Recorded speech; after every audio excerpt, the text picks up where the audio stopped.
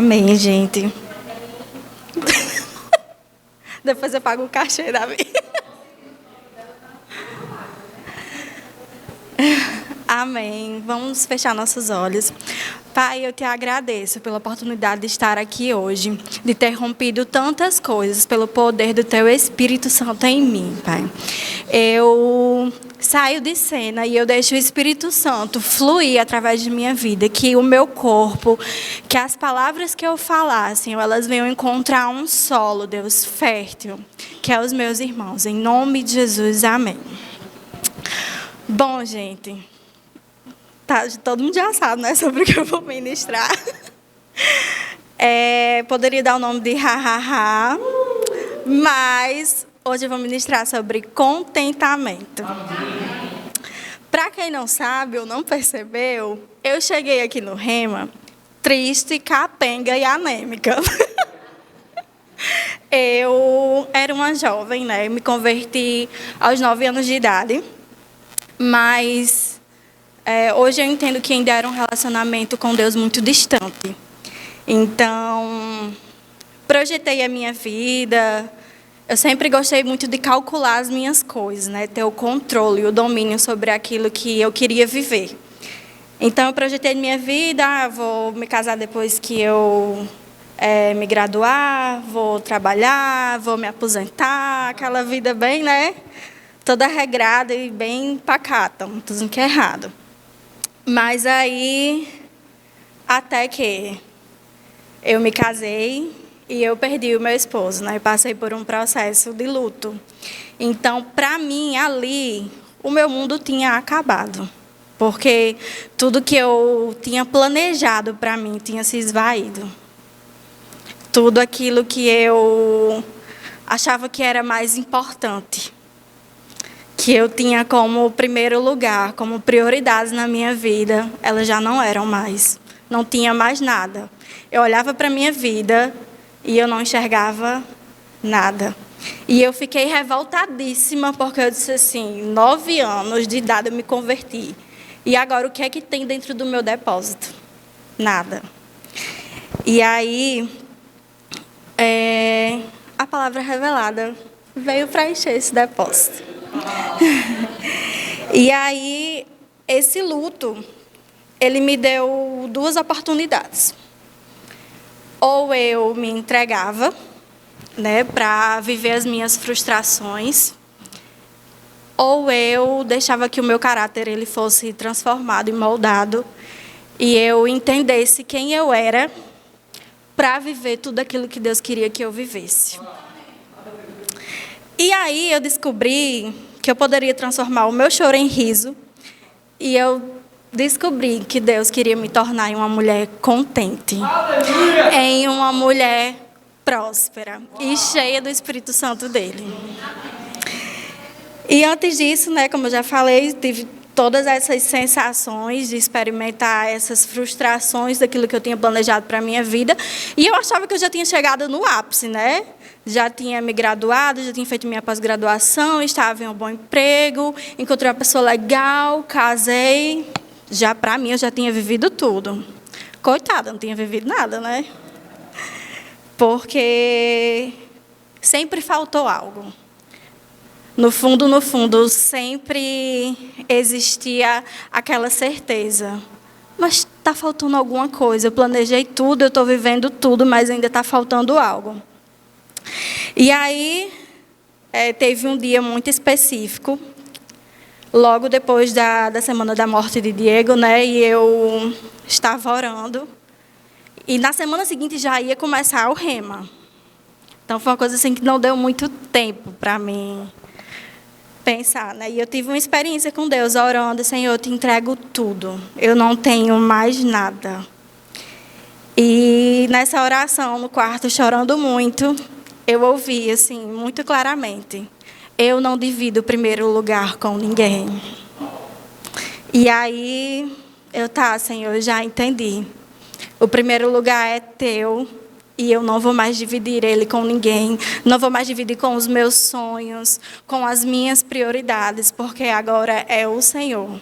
São os projetos do Senhor para a minha vida. Eu não tenho mais vez, eu não posso ser passado por tanta coisa para não ter um propósito.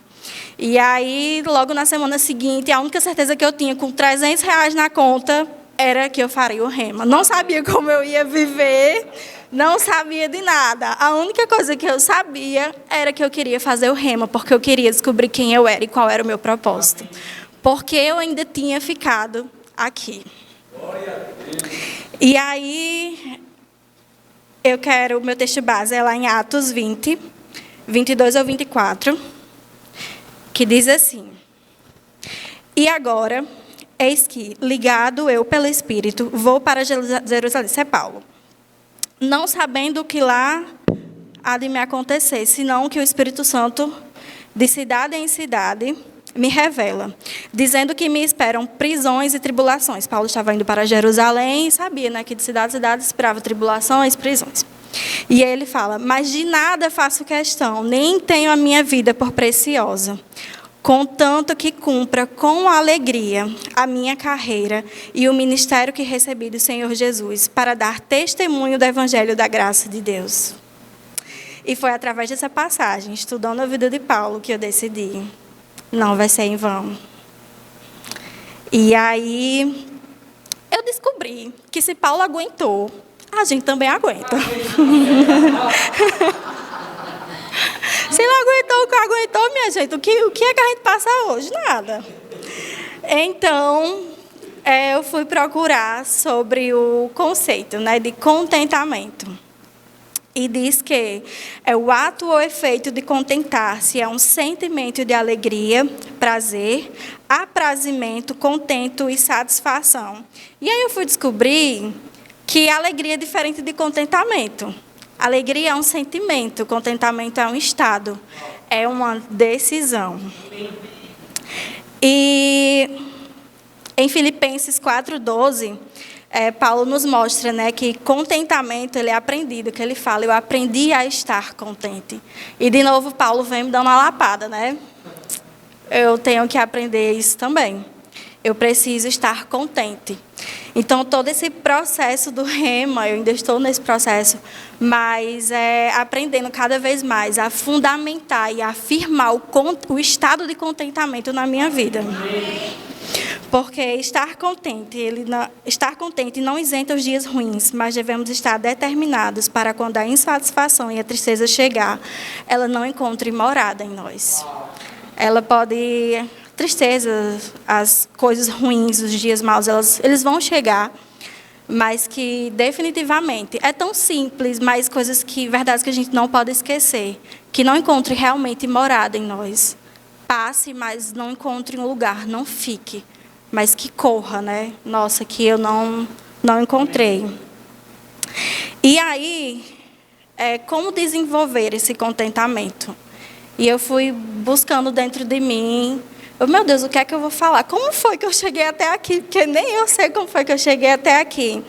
E aí, sondando meu coração, eu cheguei a algumas conclusões, que é conhecer o Pai, conhecer sobre a paternidade de Deus, entregando para Ele todas as minhas insatisfações, frustrações e fardos, desenvolvendo a minha fé e a confiança nele.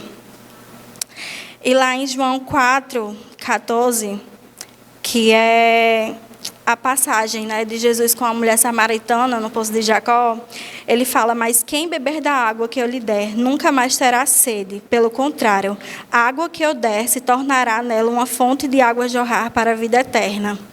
E foi dessa água que eu bebi esses 2 anos. Foi dessa água que eu bebi e eu não sinto mais sede de outras águas. E, primeiro, né, foi conhecer o meu Pai, a paternidade dele. Segundo, buscar conhecer sobre o meu propósito nessa terra, quem nós somos e o que Deus nos chamou para ser. Gente, foi essencial, durante esse tempo, eu orar, pedindo mesmo direção ao Senhor sobre o propósito dele na minha vida. Porque deve ser tão ruim, foi tão ruim viver tantos anos da minha vida por mim mesma. Então, descobrir sobre o meu propósito tem me entregado graça, sentido, paz, alegria, confiança. E o terceiro ponto, ter nossas expectativas no lugar certo. Isso foi, assim, uma chave que virou muito grande dentro de mim, porque quantas vezes eu coloquei minhas expectativas em pessoas, em planejamentos meus, e todas foram frustradas. E nesses 2 anos, né, eu descobri que todas as vezes que eu coloco a minha expectativa no Senhor, eu sou surpreendida. Surpreendida pela graça dEle, pela misericórdia, pelo amor, que me constrange tanto. Às vezes eu paro em casa e eu fico assim, eu não mereço. Eu não mereço. Aí as pessoas, você merece. Foi pago um preço. E aí, sobre expectativas, me lembra muito da mulher sunamita, né? Da sunamita e do filho. Está lá em 2 Reis 4, do 8 ao 32. Eu não vou me estender muito. Mas o quanto aquela mulher ela confiou no Senhor e depositou as expectativas dela na pessoa certa. Ela, em primeiro lugar, ela foi uma mulher que acolheu um homem do Senhor, né? Um homem de Deus. Ela acolheu e ela não esperava nada em troca. E é assim que muitas vezes a gente tem que... Muitas vezes não, é assim que a gente tem que viver. Acolhendo as pessoas e vivendo e servindo sem esperar nada em troca. Com muita humildade. E aí ela acolheu esse homem. Ofereceu o que ela tinha de melhor. E ela nunca pediu nada em troca. A passagem vai contar, ela nunca pediu, mas o homem, né? Ele queria recompensá-la. E aí ele fala que ela daqui a 1 ano vai ter um filho, e ela tem, mas aí esse filho dela morre, né? E aí ela, desesperadamente, mas cheia de paz, corre para quem pode resolver a situação dela. E ela vai em busca do profeta.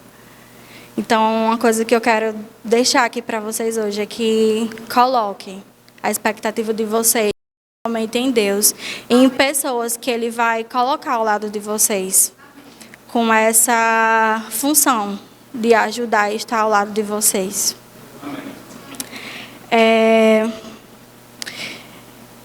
E para terminar,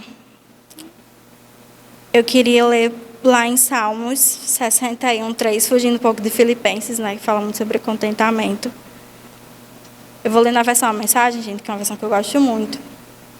E diz assim, Salmos 61, 3. Tu és o meu Deus, não consigo me cansar de ti. Tenho grande fome e sede de Deus, ao viajar por terras secas e exaustivas. Então, aqui estou, no lugar da adoração, de olhos abertos, bebendo da tua força e da tua glória. Em teu generoso amor, finalmente estou vivendo. Meus lábios transbordam louvores como fontes. Eu falarei bem de ti enquanto eu respirar. A ti erguerei meus braços. Fico satisfeito como se estivesse diante de um fino banquete. É tempo de louvar em voz alta. Se estou sem sono à meia-noite, passo as horas em gratificante reflexão.